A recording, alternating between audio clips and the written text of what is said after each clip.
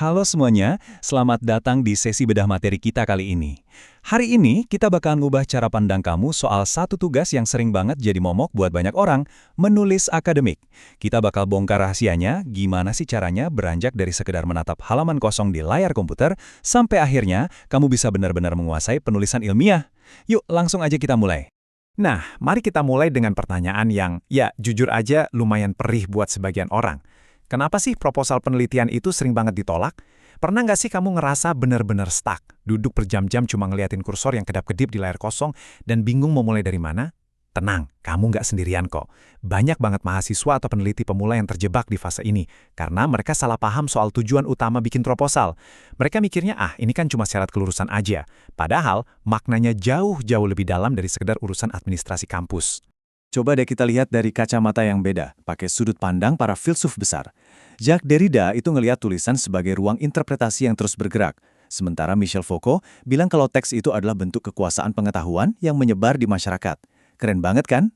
Jadi poin pentingnya di sini adalah, kita harus berhenti ngelihat nulis proposal sebagai tugas kampus yang ngebosenin. Ini tuh sebenarnya sebuah tindakan filosofis yang super kuat dalam menciptakan pengetahuan baru. Waktu kamu nulis, kamu itu lagi ngebentuk realitas dan pengetahuan akademik loh. Oke, sekarang mari kita patahkan salah satu mitos paling besar di dunia akademik. Mitosnya gini, nulis itu nanti aja kalau penelitiannya udah selesai. Wah, ini keliru besar. Realitanya menulis itu adalah proses berpikir ilmiah itu sendiri. Bayangin, kamu lagi bangun rumah, kamu kan nggak nunggu semua semen dan batanya tertumpuk rapi, baru mikirin fondasinya kan? Sama kayak nulis. Pas kamu mulai nyusun draft latar belakang masalah, disitulah kamu lagi ngebangun dan nguji logika penelitian kamu. Menulis dan kemampuan bernalar itu ibarat dua sisi koin, nggak bisa dipisahin. Buat kamu yang mungkin tipenya perfeksionis atau sering banget overthinking, konsep yang satu ini khusus buat kamu. Prinsip just right alias udah nulis saja. Sering kan kita kelamaan mikirin struktur kalimat yang sempurna sampai akhirnya nggak ada satu kata pun yang diketik? Jangan gitu lagi ya. Keluarin aja semua idemu biarpun draft awalnya berantakan banget. Draft awal ini tuh ibarat bongkahan tanah liat pertama, ini adalah alat yang justru ngebantu kamu buat nemuin letak kelemahan logika di argumenmu nanti. Logikanya gini, gimana kamu mau memperbaiki naskah yang wujudnya aja belum ada? Jadi pokoknya mulai aja neking. Pastinya, gaya nulis setiap orang itu beda-beda. Ada yang namanya pendekatan klasik, di mana strukturnya udah ditekanin banget dari awal. Terus ada juga pendekatan bertumbuh, yang ngebiarin ide mengalir bebas dulu, baru nanti dirapihin. Dua-duanya sah-sah aja kok. Tapi, kalau kamu masih pemula atau gampang banget lost alias kehilangan arah pas nulis, saya sangat menyarankan kamu pakai pendekatan klasik.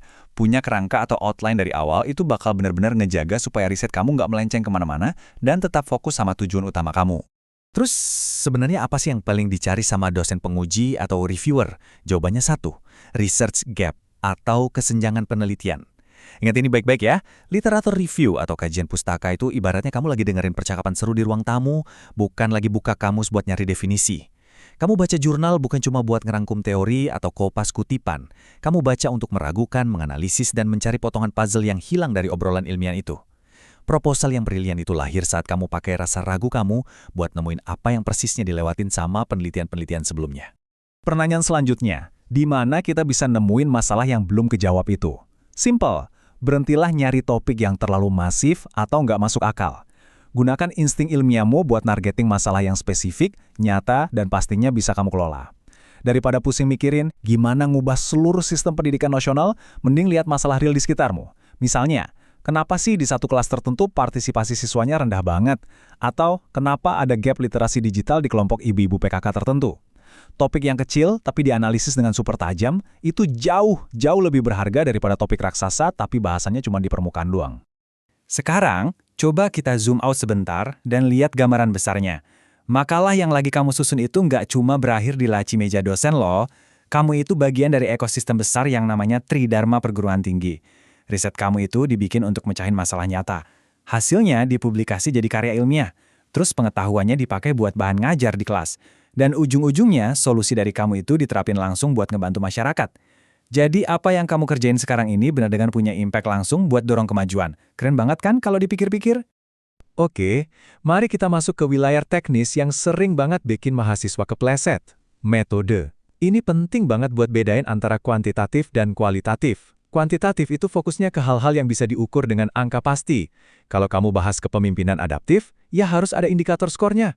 Nah, Kalau kualitatif, fokusnya beda lagi. Ini soal ngegali fenomena, makna tersembunyi, dan konteks sosialnya. Poin krusialnya di sini. Dan tolong dengerin ini baik-baik ya. Jangan sampai metodenya nggak nyambung. Sering banget saya lihat ada peneliti yang udah capek-capek wawancara super mendalam dan emosional. Pas analisis malah pakai hitungan statistik yang kaku. Wah, itu fatal banget. Pastikan logika riset kamu benar-benar klop sama metodenya.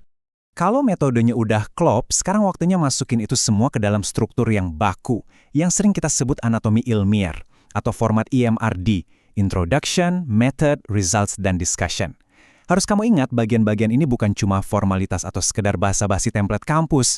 Ini tuh roadmap kaku yang tugasnya ngejaga alur logika risetmu. Pendahuluan buat ngejelasin masalahnya, metode buat ngasih tahu cara cari jawabannya, hasil buat pamerin fakta yang ditemuin, dan pembahasan itu tempat kamu nafsirin apa sih makna dari temuan tadi. Kalau satu bagian aja copot atau lemah, seluruh argumenmu bisa runtuh berantakan. Terus apa sih bedanya tulisan ilmiah sama nulis opini di blog atau curhat di medsos? Jawabannya ada di karakteristik intinya. Tulisan akademik itu wajib objektif, sistematis, logis, dan yang paling krusial, berbasis bukti. Artinya, tiap klaim yang kamu buat harus ada backup datanya atau literaturnya, bukan cuma opini pribadi. Kamu nggak bisa tiba-tiba nulis pendidikan saat ini hancur lebur cuma karena kamu lagi kesal. Kamu butuh statistik yang valid. Gunakan juga bahasa yang formal dan presisi. Hindari deh itu kata-kata yang lebay atau hiperbolik. Dunia akademik itu nyari fakta yang terukur, bukan sensasi. Nah, ngomong-ngomong soal fakta, kita wajib ngebahas hal yang benar-benar pantang buat dilanggar. Dosa besar integritas akademik. Jangan pernah, saya ulang, jangan pernah ngarang data dari nol alias fabrikasi. Falsifikasi juga haram hukumnya, yaitu ngutak-ngatik data biar seolah-olah pas sama hipotesismu. Terus jauhi plagiarisme alias nyolong ide orang, serta autoplagiarisme, yaitu daur ulang tugas lamamu seolah itu tugas baru. Dan yang nggak kalah bahaya, pakai jasa joki atau ghostwriter. Dengar ya, ini bukan sekedar typo atau salah format spasi. Ini pelanggaran etika yang super fatal yang bisa ngebunuh karir dan reputasimu detik itu juga. Jangan pernah main-main sama integritas ilmiah. Tentu aja, di era serba digital ini, nulis jadi kerasa lebih rumit lagi dengan hadirnya AI kan? Kita nggak bisa nutup mata sama teknologi, tapi kita harus punya aturan main yang tegas. Jadikan AI sebagai alat asistif, bukan substitutif. Boleh banget pakai AI buat ngebantu ngecek tata bahasa, benerin kalimat yang belibet, atau sekedar brainstorming awal. Tapi, AI sama sekali nggak boleh menggantikan otak kamu. Pemikiran analitis dan rasionalitas ilmiah itu nggak bisa disubstitusi sama mesin. Memvalidasi data dan ngebangun argumen yang tajam, itu mutlak jadi tanggung jawab kamu 100% sebagai penelitinya. Sebagai penutup sesi bedah materi kita kali ini, saya mau ninggalin satu pertanyaan yang lumayan provokatif buat kamu pikirin. Teknologi zaman sekarang emang jago banget nyusun kata-kata sampai kelihatan sempurna, tapi pertanyaannya, bisakah AI menggantikan nalar ilmiahmu sendiri?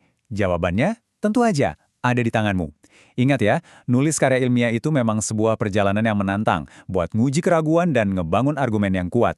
Tapi, jangan biarkan layar kosong itu mengintimidasi kamu. Mulai aja ngetik, rangkul keraguan ilmiahmu, dan jadilah peneliti yang berintegritas tinggi. Sampai jumpa di pembahasan seru lainnya, dan selamat menaklukkan tulisan akademikmu.